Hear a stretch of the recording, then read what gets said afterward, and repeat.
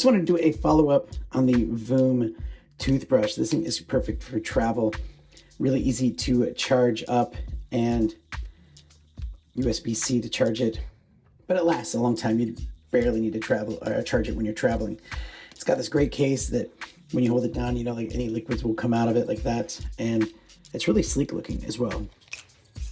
Pop this thing off, and then you just turn this thing on and you change it to different modes: whiten, clean, massage, where you can hear it,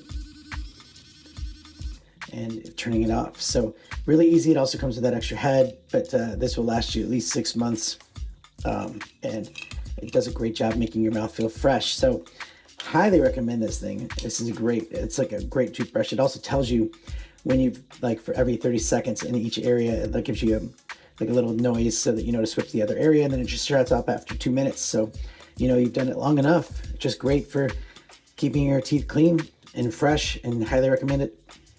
Thanks for watching.